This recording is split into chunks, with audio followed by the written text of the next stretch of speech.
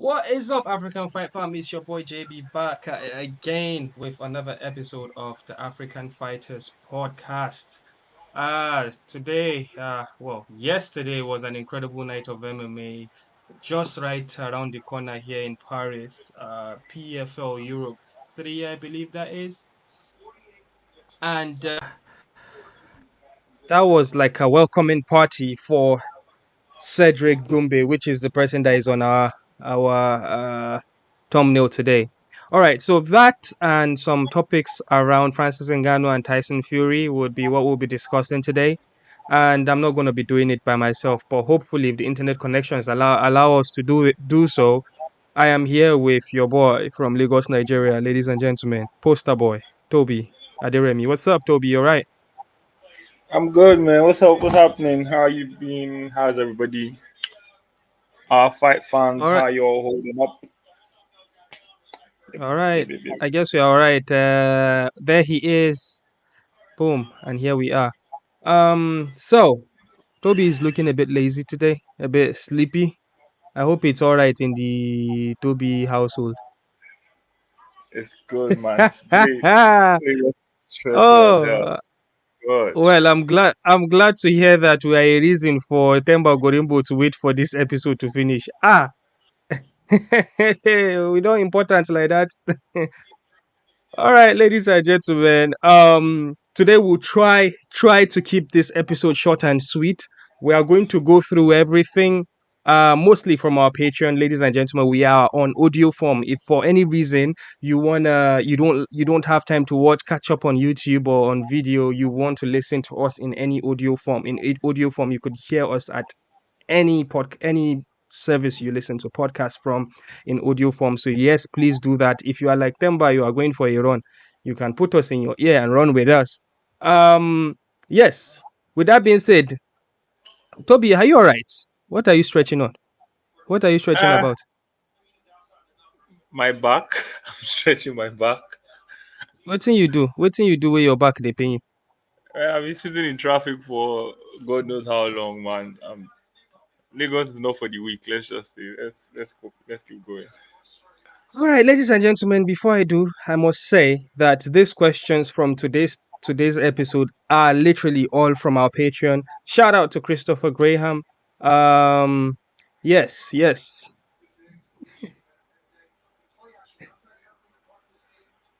Oh, all right, all right. Yes, yes, yes, yes, Temba. We're gonna do this real quick. All right, let's go. Toby, what are your thoughts about PFL Europe 3? Please be quick about this. We want to drop our points. We want to be efficient with this That's episode. fast. What were your thoughts about PFL Europe as a whole? I loved it. I absolutely did. I'm a big fan of the PFL. I think everybody knows that. From the stars that they got to show up at the event to the fight itself, I saw some people on Twitter trying to say that it was high class fighters versus low level fighters, and that's why we got what we got. But I'm not sure I agree. I'm not sure I even care. I feel like, and the fact that the UFC didn't have anything significant running, on the same day, on the same night, made the focus on PFL a little bit more. All the stars were out, Killian, all the rappers. It was an amazing event, and the fighters delivered too. So yeah, Yeah, so there's somebody else in the audience that was there in the person of Fernan Lopez. I don't want to.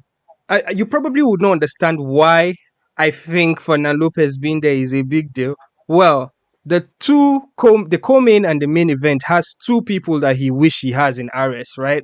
The former double champ in RS of middleweight and welterweight champion, former that is the Lazy King Abdul, and his arch nemesis or his biggest rival in the main event, that is Cedric Doumbe, and of course his prodigy, someone training out of MMA Factory down in Paris, in Zibo, who was in the receiving end of that KO. So there's a lot of drama going on there, but the thing is, I am not really a I'm not really a French speaking person. So this topic of Fernan Lopez versus uh Doumbe looks like something that is very interesting because Doumbe, first of all, is a comedian and he's a savage. He talks a lot.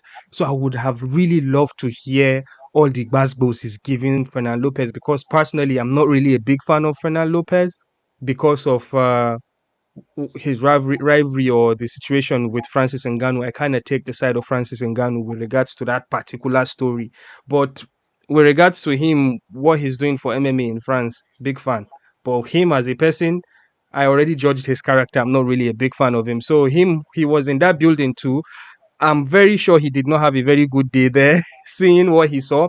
But my thoughts generally on the PFL card last night in Paris, ladies and gentlemen, I'm wearing a PSG jacket, just so you know, I'm representing Paris. There's a reason why I did that.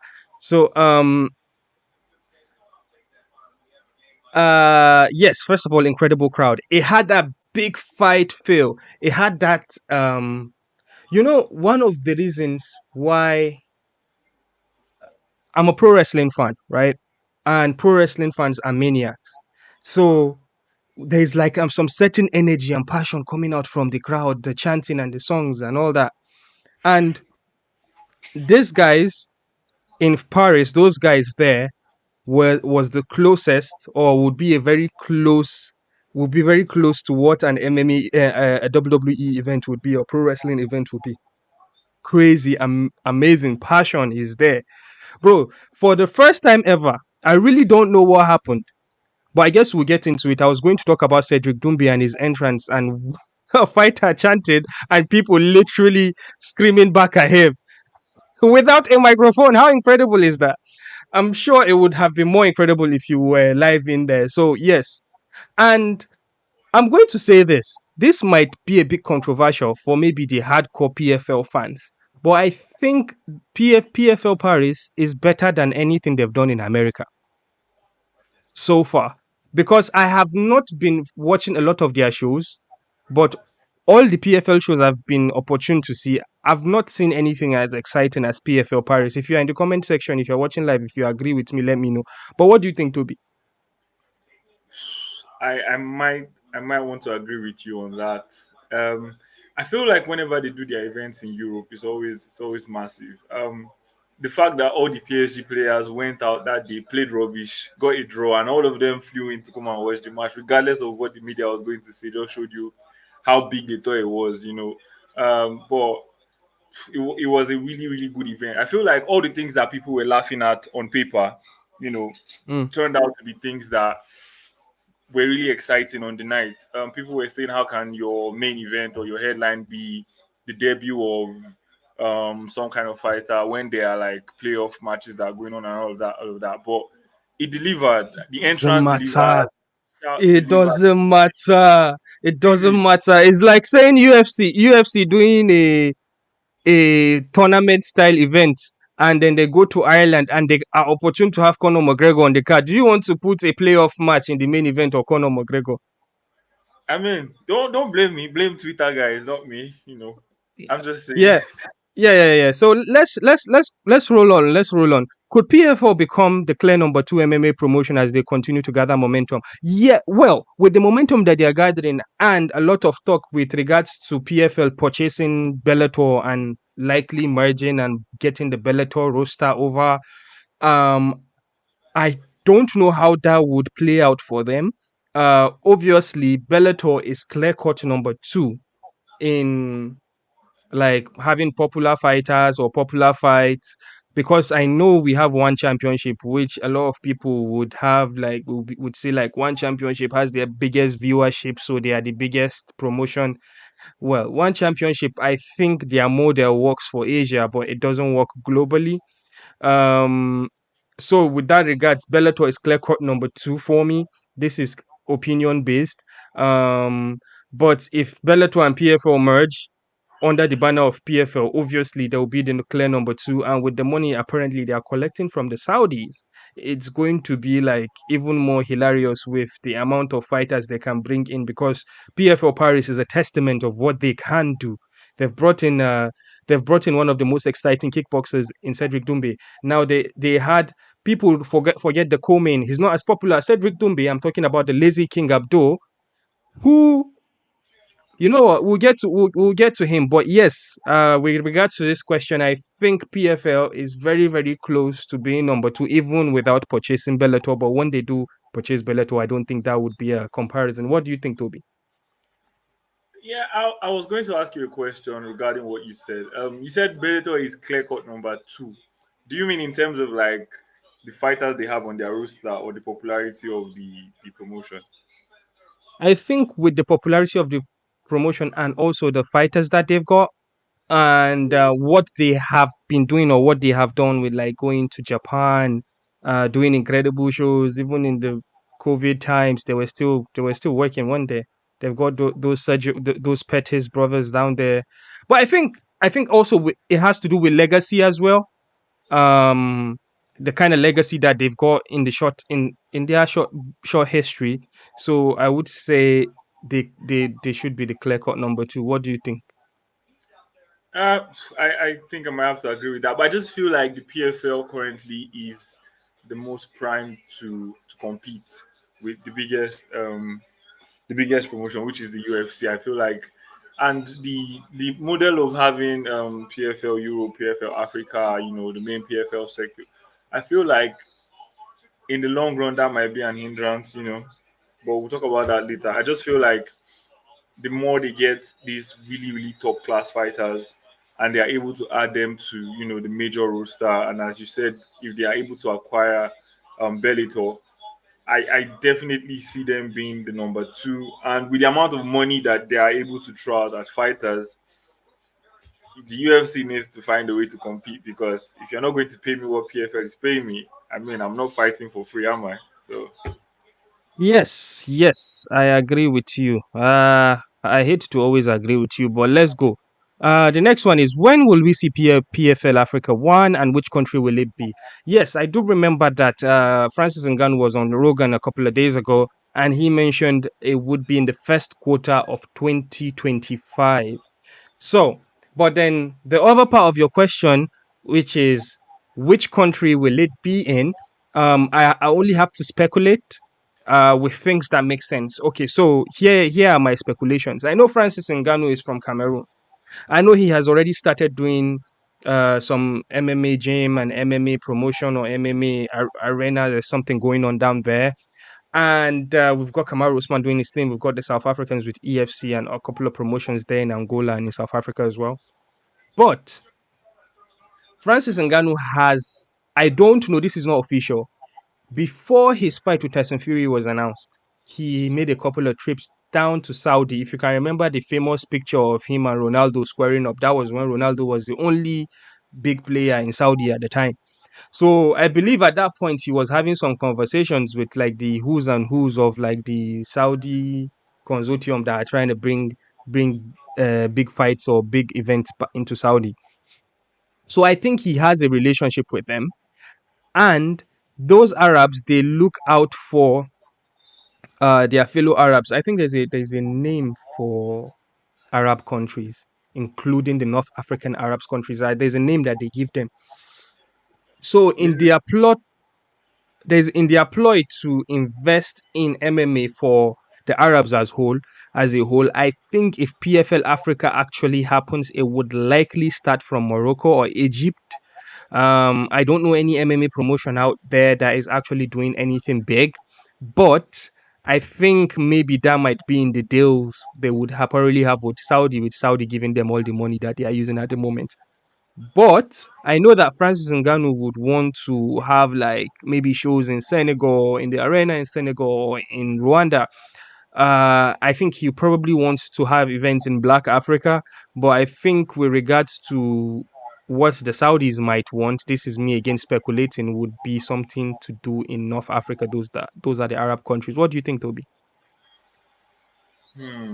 I wasn't seeing the angle that you just brought to light, saying the North African countries. But then again, you don't want to have a PFL Africa like what's it called now? Well, regardless of wherever it's held, it will definitely have a lot of like black fighters on it. But I just feel like I will want to lean a little bit more towards Cameroon, just because it kind of sells itself. He has He has established, a gym there. He has established the facilities for people to train. He's the face of it. There are a lot of talented Cameroonian fighters and fighters around that region too. So for me, if I had to choose, I definitely want it in a Black African country. But regardless of where they hold it, I feel like Africa in general will benefit from it. So yeah. All right, so let's go to the co-main of the PFL of last night here, all right? So we had the Lazy King Abdo, who finished his fight in the first round via rear naked choke. Uh, First of all, what did you think about his performance? Did you actually see PFL last night? Are you serious? I thought I texted you. Yeah, Okay, I saw it. yes. I saw the performances. Look, this guy is definitely high level. I feel like he was levels above, the guy was in the cage with. But more, I like to listen to the commentary when it was going on and the way they were like showing how, because he is going to drop to lightweight. Was it like, yeah, I think he's going to drop, but you could see that he was never out of his league in terms of the strength aspect of it. So what I'm trying to say is the technique behind what he was doing was it was really really good. He was spot on with everything he was doing. There was no point in that fight where he was not a step ahead to me. And that just shows you how much of a talent he is. And the PFL are definitely very lucky to have somebody like that on their roster. So the Lazy King Abdo from Algeria and France, his last name would make you think he is Dagestani, and his beards is not doing him any favors with you thinking he's Dagestani as well. He kind of looks like a build of them, Khabib Nurmagomedov. But regardless, I would say because I'm a spot first monkey. What that means is, if you are watching pro wrestling, a spot first monkey is someone that just likes to see the amazing things like the somersaults and Tom breaking tables and stuff and jumping from one part of the ring to another, right? So he he came out to John Cena's entrance music and he just won me over when he walked out with John Cena's music and he came out doing somersaults and backflips, right? And he got in there after he finished his opponent. He came on the cage. He was on the cage and there's this amazing picture that he was upside down like a bat. And he also in his post event, he also mentioned because in RSFC, Temba Gorimbo is asking a question who the Lazy King from where? He's from Algeria, I believe. Isn't he from Algeria? I think it's French. Yeah, French and Algerian, French right? Algerian, yeah, yeah. Yeah. So Yeah. Benzema yeah. Dembele. So so he was speaking in the octagon and I'm actually surprised with how good his English was because I've never listened to his interview before. His English is pretty decent and he spoke about dropping to lightweight, which I found interesting because when he was oh he's not from Algeria, Themba said. I thought he was Algerian, isn't he? Eesh. uh Let me quickly check that. oh shoot, born in Russia. Oh, so it's Dagestan, truly. So he is actually Dagestani. Huh. Where did I see Algeria? I think I must have seen Algeria somewhere because I've for the longest time I thought he was Algerian. Well, regardless, let's continue talking about this guy. So, he mentioned that he's going to drop into the lightweight division of PFL Global to contest for that $1 million prize. And what's interesting is he was double champ in RS, middleweight champ, and welterweight champ. So how he managed to clinch the middleweight title, I believe that was like a fight that he was dominated in the fifth round. He got like a knee bar. and he kind of like did what Anderson Silva did against Chael Sonnen. You know, the last grasp, last moment submission. I think there was like 40 seconds left, just under a minute left for the fight to be over. So, um, I think when he comes into the US, he's going to do pretty decent because he said, "Welcome to the Lazy Show," and I thought, "Oh, that's pretty good. That's really catchy." So, but yeah, so that's it. That's it. I'm going to round up talking about the lazy guy, unless you have something you want to talk about. Nah, I'm good. I'm good. Let's move on. Temba said we should answer him. He wants to go and run. We should answer him. Say we should do Oh, fast. okay. Our landlord, Temba Gorimbo. Okay. Borehole builder. Yeah. So, would you put Doumbe in the PFL Global Welterweight tournament next year? Um, I think he was asked this question in the Octagon interview. Would we see you in the PFL Global? And he said he's ready. He's ready. But I don't think that would be the case. I think when Jake Paul signed with PFL and then Francis Ngannou, they always mentioned because PFL does not have a pay-per-view model, right? They are being streamed on broadcast partners, right? On TV. So uh apparently the PFL are looking into entering that pay-per-view market, and I forgot what name they call it. They call it PFL special or something. Uh yeah. So sorry, I was reading the comments here. Christopher Graham says Lady Lazy King is Dagestani born but moved to France when he was a young teenager, I think. All right, there you have it. Yeah, so coming back to Doombe and PFL Global, I think if I was Doombe, I would wait for that pay-per-view model to be actually become a thing for me. Because if he fights in a tournament, because his fight deal, his contract with PFL is already huge. I believe if he fights 3 times or 2 times, I can't really tell you what he's being paid. It's definitely six figures or even maybe above. But if he fights maybe 3 times a year, he's gonna make the million and more, right?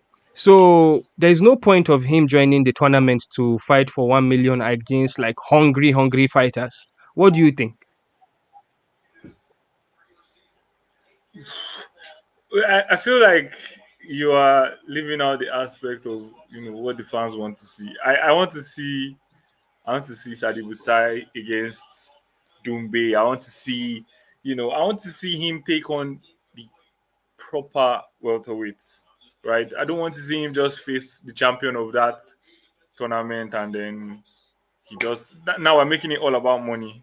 You see my angle, so I feel like I want to see him in Yes, that that's tournament. I want to PFL see. is always about money. The thing they dangle in front of you as a fighter is $1 million. Look, you can win this $1 million.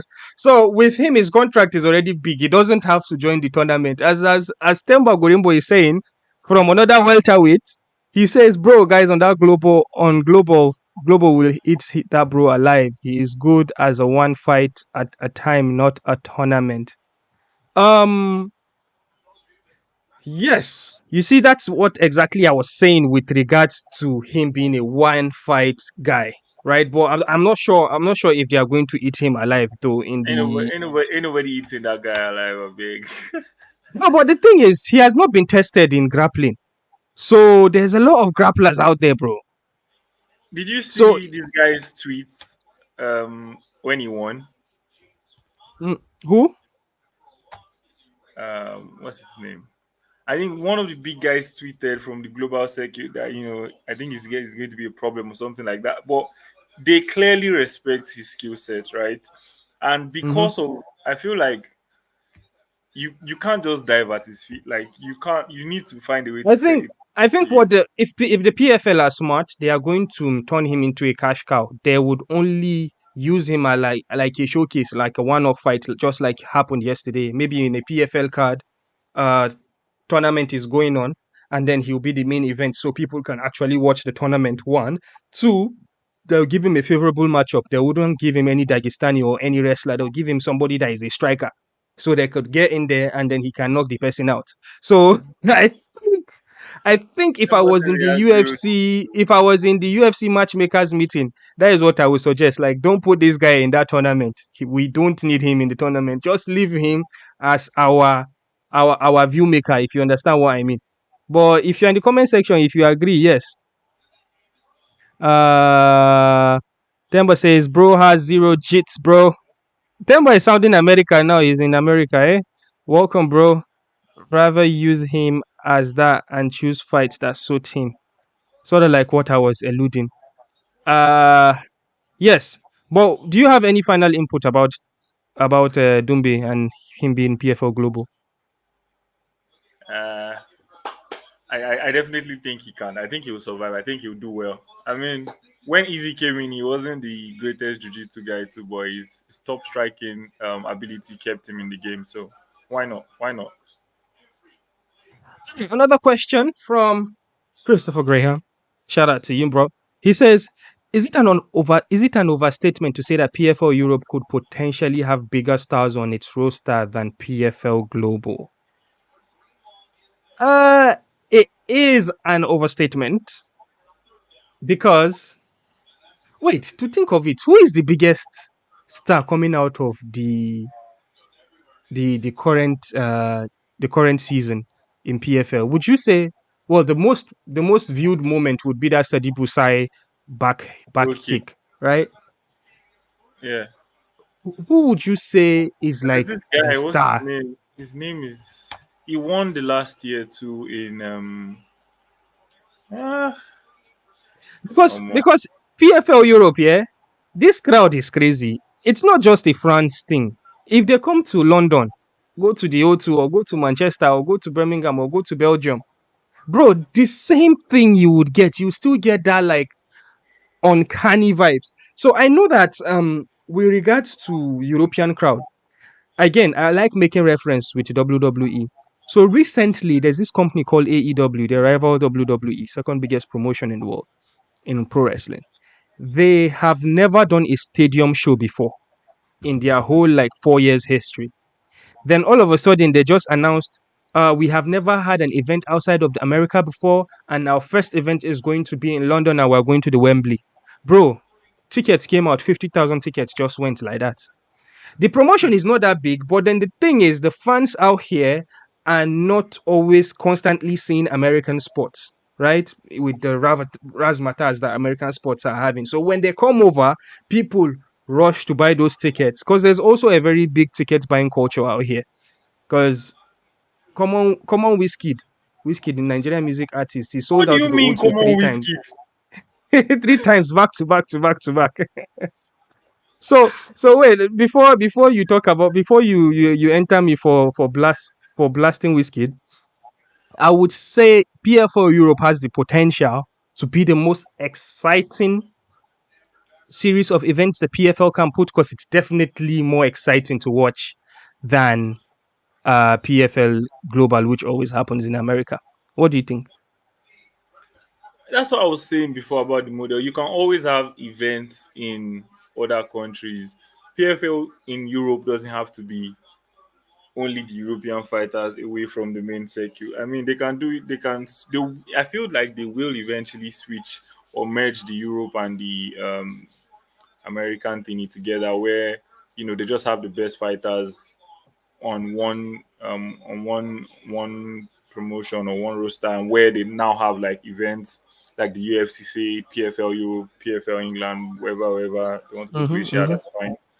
I think that works, but I feel like it's kind of like it's putting a ceiling onto how big they can grow if they don't, put the best fighters on the same roster and make it big like what the UFC is doing. Yeah, Temba is talking about. I think he is talking about PFL Europe with Dakota Dumbe and Lambo will be superstars. Well, last night we saw the birth of one in Cedric Dumbe. Now the only thing he has to do is go and replicate it in America if he can, because America is where the cream of the crop is. Because remember, Anthony Joshua was big out here. He sells out Tottenham Hotspur Stadium, sells out everywhere, right? And then his welcome party to America, he wanted to go to America and he wanted to fight in Madison Square Garden. His fight fell off because his opponent was caught doping or whatever, and then he fought Luis, last minute replacement Luis, and he got knocked out in Madison Square Garden. He lost his title. That was when he lost his undefeated streak. So he purposely went to MSG because he cared about the American market, right? At that point, because he has Me already too. dominated outside.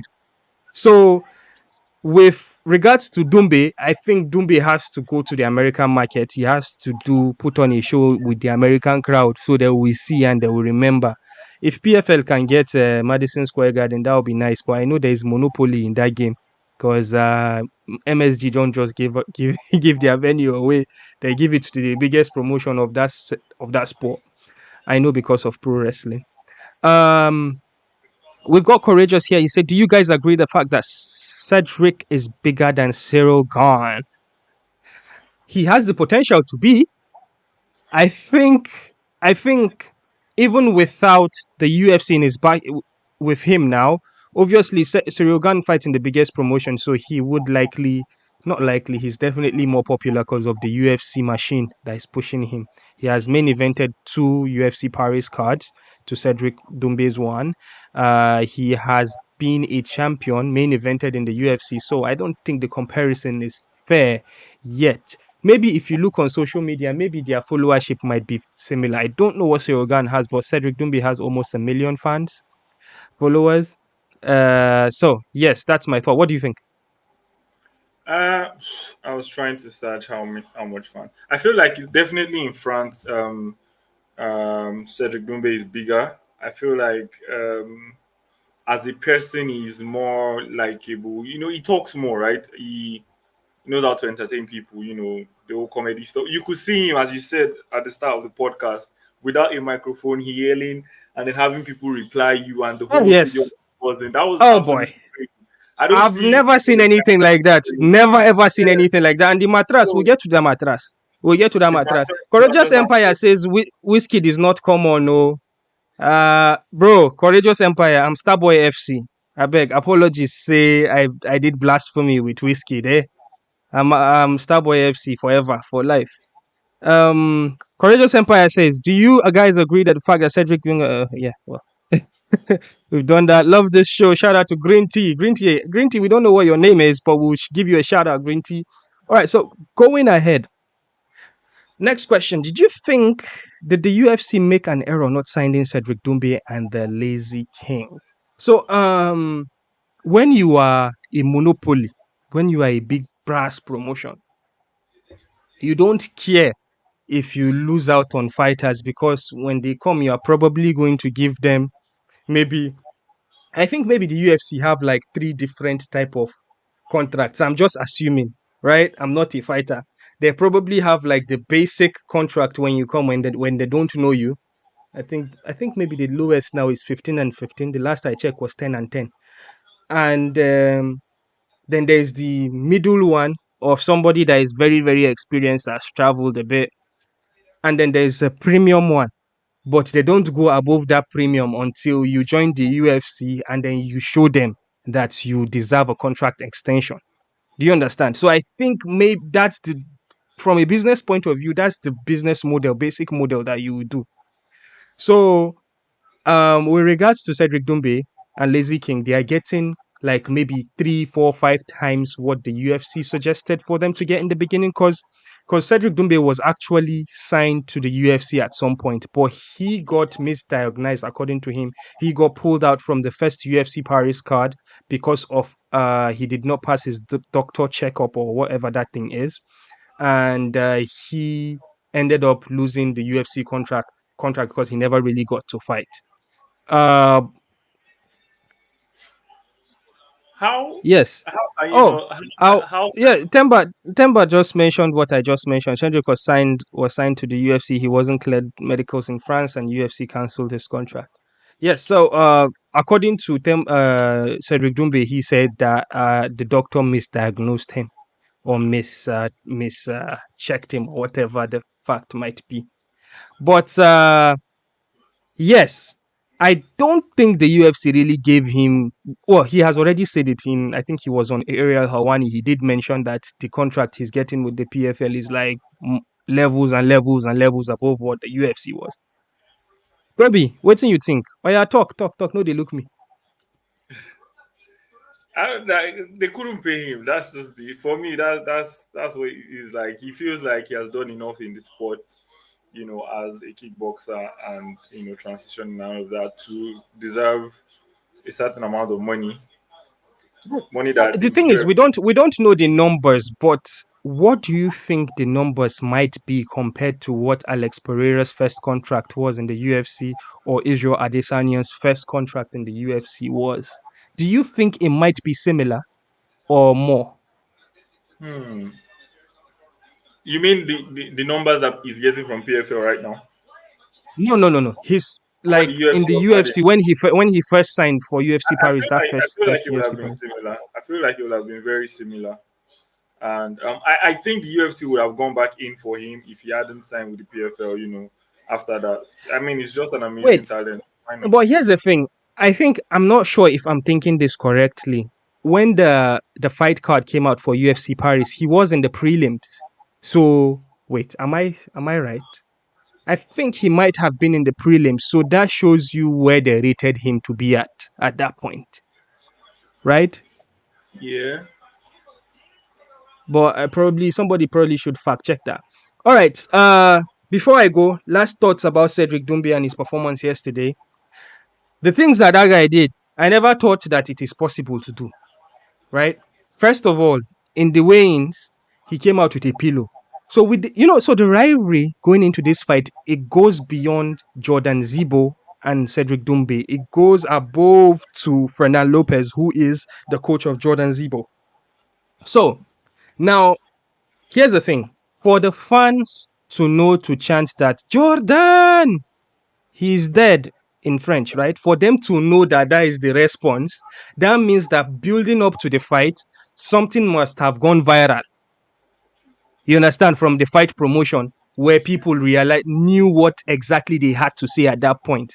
Which is why I'm telling you that we are missing a lot because we don't speak French. Because something must have happened. Um yes. So first of all, the entrance, right? Well, let's start with the pillow. So he came to the weigh-ins with the pillow with the face of Fernan Lopez there. Fernan Lopez looking like he was teary. It looked like a mugshot. And it says Bonne nuit, which is good night, right? Night night. He gave the pillow to Jordan Zibo. Then on the fight night, he came out with a mattress to complement the pillow because he's going to put Zibo to sleep. Which kind of wahala now? I I didn't even saw know you it were and I didn't know you were about to do all of that. and like before he actually did the workout, the song or whatever audio it is, TikTok audio, whatever it was, when he was shouting Jordan, the French guys would be like something in French, which means he's dead. And for a second, I thought, is this guy actually holding a microphone? Then he walked out, and they were still saying Jordan, and I see his mouth wasn't moving too. That means that the song was recorded. Um, he came out. Temba agrees with us. He says, I like the guy's style. He's definitely a star. On top is a brother. Yes, Temba. Uh, yes, Temba. We're happy to see a brother on top. Courageous says, Cedric is going to be a big star if he continues winning, but he must still stay out of the tournament. Well, what is he going to benefit fighting in the tournament, bro? He doesn't need that 1 million. So he came out with the Well, mattress to complement the pillow. Eh? the tournament What you might talk? become 2 million. The tournament might call my what? Might become 2 million. Oh well. So he's not going to be in a tournament. He doesn't need that 1 million. Even the 2 million, maybe self it's not even worth it.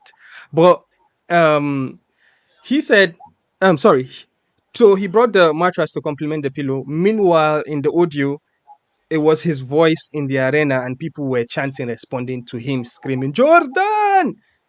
And he came into the cage. And after the fight announcement or ring announcer did his thing, he still mouthed without a microphone, Jordan! And the crowd were still responding. At this point, it's the main event. Every big star that was supposed to come that was being late is already there. The whole superstars of PSG from Hakimi, Mbappe, Dembele, all the Gen Z that they have in that team, right? The Gen Z players in PSG were there. Uh, and it's like, bro, it's like written, picture written, bro. I just wish I could know what was going on in that guy's head. In that guy's head, he literally just came and knocked out this guy in 6 seconds. And ladies and gentlemen, I must give credit to Toby Aderemi, because Toby literally, if you are doubting me, go and check his fight preview. He did a preview for this fight. It's in our YouTube channel. He said that um Cedric Doumbe is going to catch a leg kick and he's going to land hooks. And that happened. So my Left brother, hook. take your roses. Take your roses.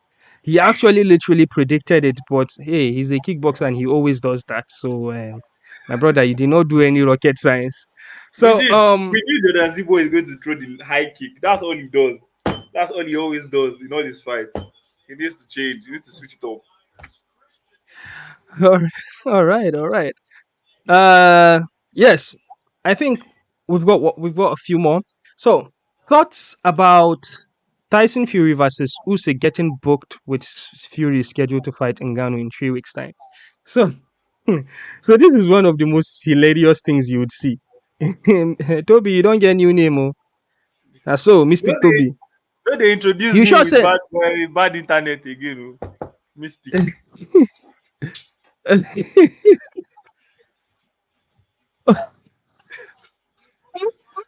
Eniola Badmus. If she catch you, Well, Temba. then If but she catch Eniola Badmus, she dey report people to police. So as in Nigerian police. She go carry go you go carry you police for station. waiting. Oh. Hey, but how does Temba even know You Eniola don't Badmus? know. This guy is Ah, practically Nigerian. hey, Omo, me I don't know. That's an That's an insult to insult. Francis.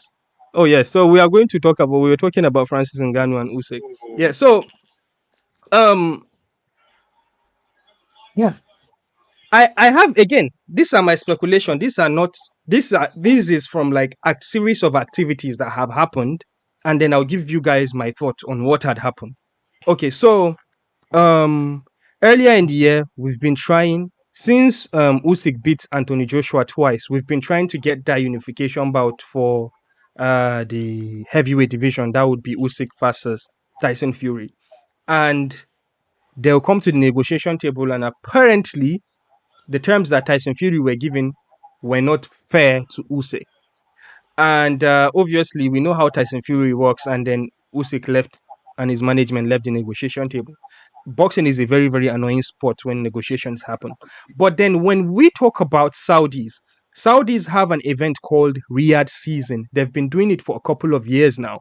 And Riyadh Season is where it happens in the final quarter of a year, like Q4, that would be like from October to the end of the year. So it happens with series of events. In the past or currently, there's this event WWE does called Crown Jewel. They go there to put an event. That also happens in Riyadh Season. There are concerts, there are gaming events that happen, there are boxing events. Football now is actually a thing because the Saudi Pro League would obviously be added to the series of events that Riyadh Season happen. This is because Riyadh Season is an event they are trying to get people to visit Saudi. So it has been happening a couple of years. So this year, and every time there is a boxing scheduled in Saudi, it's always the final quarter of the year because it has to align with Riyadh Season as one of the events that would happen in Riyadh Season. So the Saudis wanted a big boxing event, and obviously Usyk and Tyson Fury couldn't negotiate. They wanted to even do one card that would have Usyk, Fury, AJ, and Wilder as the co-main. So that didn't happen, and they just thought, okay, we still need a big boxing fight. Why don't we already have a good relationship with Tyson Fury, with Francis Ngannou. Let's get Francis Ngannou fight Tyson Fury so we can get that marquee boxing events that would be one of the events in Riyadh Season, right? So What they did is they scheduled that event to be the first event to open kickoff Riyadh season this year. So Tyson Fury versus Francis Ngannou is the first major event to kick off the whole Riyadh season. So the reason why, so now after, sorry, so after this has been announced, we've built up to the fight. All of a sudden now we got a report via Instagram post of Tyson Fury and Usyk that deal has been signed. Usyk versus Fury Riyadh season this year. So that only means that because Riyadh season ends in December, that means that the fight would have to happen before December, before the end of the year, basically. So they haven't announced a date, but I think they are holding out on announcing a date until they see the outcome of what Fury and Ngannou is going to be like. But here's my thing. Yeah, I think when Usyk and Tyson Fury could not agree on a fight, Usyk took another fight somewhere. Tyson Fury took another fight somewhere. Usyk went and fought. Is it Dubois that he fought? I forgot the name of the guy that he fought, and he ate a body shot, and he almost lost his title. And he saw that I'm no longer invisible. This heavyweight would actually hit me. He got scared and be like, okay, guys, let's negotiate. I think Tyson Fury noticed that, okay, there's no marquee fight that can happen for me. Let's just do this unification fight so I can be. So I think maybe because of the series of events that had happened, both fighters thought, okay, let's make compromises and agree on a contract. This is what I think had happened. And, well, I'm just going to enter the comment section before I pass it to you. Oh my God. Oh God, here we go with Temba. He say he likes Genevieve Naji. Genevieve Naji is what, a 42-year-old woman now? Or is she 50? So Feels like Courageous Empire says Fury claims he is not looking past Francis, yet he accepted to fight Usyk in December. This is so disrespectful to Francis. Temba is still on about Nigerian women. He says, but the current best is Daniela. Okay, okay. Oh God. Alright, just say Temba, calm down. But Toby, let's get back on the Tyson Fury and Usyk fight. First of all, how how disrespectful do you think it is to Francis Ngannou for Tyson Fury and Usyk to agree upon a fight in December, just a few weeks after their own fight? I don't know. I don't know if it's disrespectful. I just feel like that shows you how much of a an exhibition match we're waiting to see between the two of them. I feel like all the work that Tyson Fury has put in all his life into being a professional boxer, I don't see Ngannou on doing all of that. Training for a year or so to be a boxer. Yes, he does have power, but I feel like Tyson Fury sees this as, let's just get the money and then we'll move on to unifying this thing. So yeah, that's just where it is. I don't think there's any disrespect. I just feel like it is what it is. Like it's an exhibition match, nothing more. Well, Francis Ngannou will get paid. With heavyweight boxing, not just boxing, martial arts in general, right? We know people, there's a lot of talk about, oh, Francis Ngannou has the biggest punch, blah, blah, blah, blah, blah. But the thing is, in boxing, everybody can knock out everybody. It's just that how do you get from here face to face? Do you understand? Because the person is not standing in one place and the chemistry and the biology and the physics of being in the right position, anticipating where somebody will be for you to land a punch, that is only what it will take for Francis Ngannou to actually create damage for Tyson Fury. But here's the thing. I think what would be a victory for Francis Ngannou right now, Francis Ngannou, a victory for him is for him to give Tyson Fury a tough fight. A tough fight as such that Tyson Fury would have to cancel the fight with Usyk or postpone it because he wouldn't be physically able, even though he was the winner, to actually go and fight Usyk. Do you think there might be a chance that something will happen in that fight that would make Tyson Fury unable to fight in December? No, nothing is going to happen. Nothing will happen. How many times have we seen Francis Ngannou go, the amount of rounds you go in a boxing ring? With the length of Tyson Fury, he uses his jab, I think, the best in the heavyweight. Wilder struggled against him. Wilder hits as hard as anybody. If you are going to put anybody in that ring and say, okay, you have a puncher's chance, being a boxer for the amount of time you've been a boxer, it was Deontay, right? And he has eaten Deontay Wilder how many times right now? So I don't see Ngannou doing anything. If I'm being very, I just feel like it's an exhibition match. It's going to be a fun match. Ngannou will swing wildly a couple of times, but Fury's face, his chin will not be there. That's just what it All right, is. all right, all right, I'll get back to that. But let's take a look at here, Toby. Your boy Temba Gorimbo says your internet is okay today. Mona, see, Mona But for leave real though, Temba. I go so enter for am. real Mo though, dey go. I go but enter for real though, Temba. what did you do? Did you get like a new internet connection? What's I happened now? no, I no get any new internet. The thing just choose to behave today.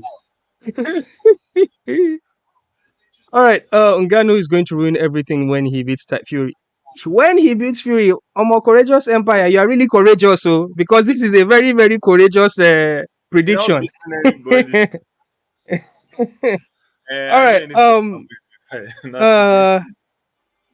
Yeah. So the way I see this fight going, yeah, we know Francis Ngannou does not really move very. He's not very light-footed when he strikes, even in MMA.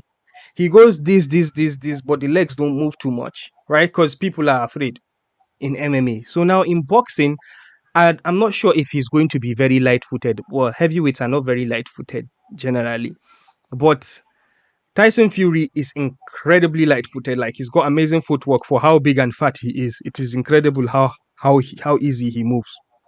So I think Fury is probably gonna dance around Francis Ngannou, but I just want to see even if it's one knockdown way Ngannou get. My prediction or the way I'm envisioning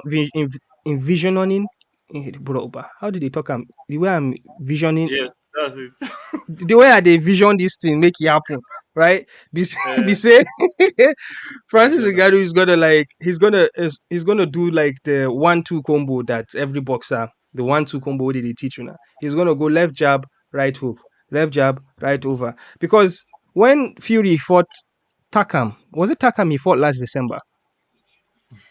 Was it Takam or was it Chisora? Yeah, when Fury fought Chisora last December, it wasn't nice to watch because of how much difference there was in skill set.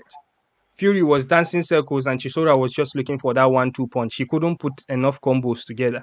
I'm not sure if Francis Ngannou can put like 5 combos together.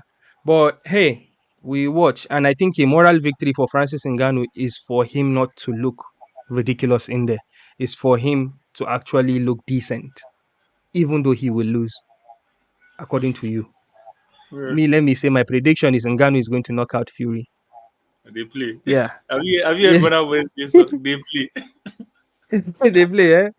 Them I say I think this fight is just a money grab. Yep. Yes. Both of Yeah. them both of Number them have agreed. Omo, Francis and John Jones.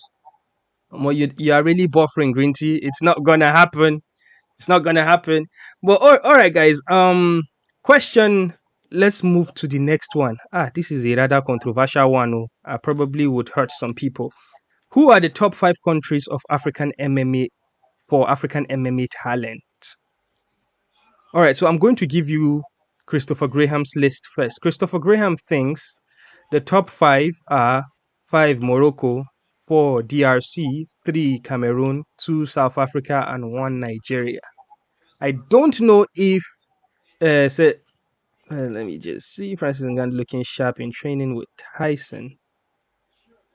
Everybody looks Ah, sharp. he didn't look any sharp. Oh. He looked very, very mediocre, to be honest. um, yeah. They look sharp. Uh, so I think this question is a bit too vague in the sense that top 5 countries of African MMA talent, like in Exactly. what way? Is it Exactly. that fighters that are fighting locally, or is it that fighters that actually trained and came from Africa, or Thank you. fighters that only carry their African country flag? Maybe they relocated when they were young, or they were even born outside of the continent. So that is what my issue is with answering this question. Do you understand? But now, for the sake of this list, let's assume which country has the most representation or the best representation in MMA. You understand? So, who are the 5 countries of African MMA talents that are representing African countries? Does that make sense? Irrespective of if they will fight out of their African country, right?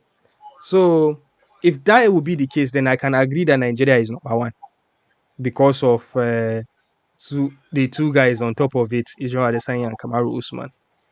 And I would, even though, even though we know that the most development of MMA in Africa actually happens in South Africa, those guys are already smart with the sport, right?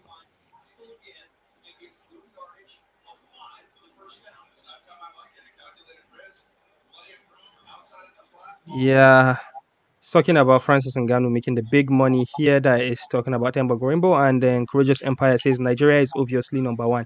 When it comes to the, yes, again, the things I was mentioning with regards to fighters fighting out of their African country, no, no, we are not looking at that. We are looking at fighters that actually represent an African country, irrespective of where they train and where they came from. So I would think Nigeria would be number one relatively because the biggest MMA star out of Africa right now representing an African country is not arguably, it is definitely Israel Adesanya. Okay.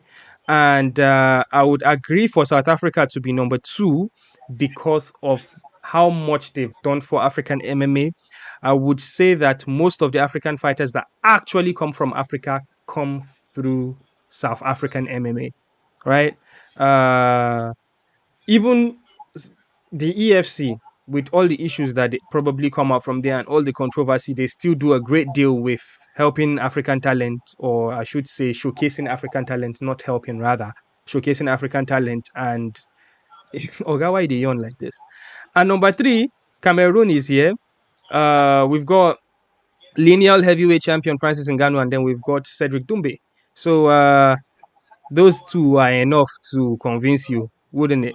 And then we've got DRC, we've got Congo here, and the Congolese fighter I can think of, oh gosh, Lobum Dumia, oh gosh, I forgot this guy's name. Uh, here I'm losing African fighters and DRC fighters, but I know that in AKO Kamaru Usman's MMA promotion, the three Congolese that fight there, Mulumba, Musasa, and Flex Munier, are incredible talented. They literally knock out everybody. So they understand how the sport is. And they have some local MMA promotion in DRC as well. Uh, and then Morocco. I know the Azaita brothers come from there. And when I was watching the UFC, when you watch the Paris card, even when you watch Ares as well, you would see a lot of Moroccan fighters. But I think I see more of Algerian fighters. But this again, this is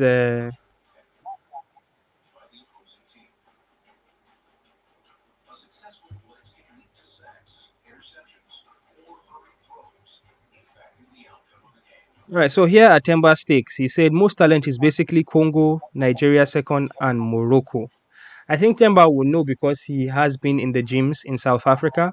So Congolese fighters, a lot of them, they do travel down to South Africa to train. So he has trained with a lot of Congolese fighters, I believe, in EFC. So yeah, local talents. Nigeria has loads of them as well, and Morocco. Morocco are very smart with MMA. You know, Ali Abdulaziz is Egyptian, not Moroccan, so I wouldn't add him there.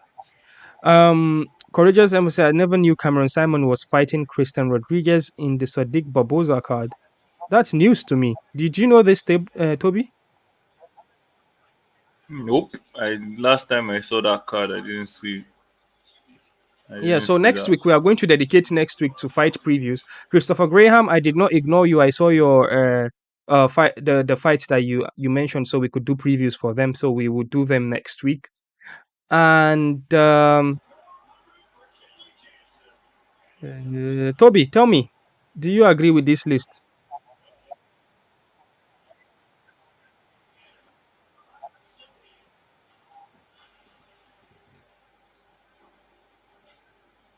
So Temba has first-hand experience more than we do, you know. because he has trained with these guys. He says Congo has the most talent, just hadn't had the opportunity to get out of Africa.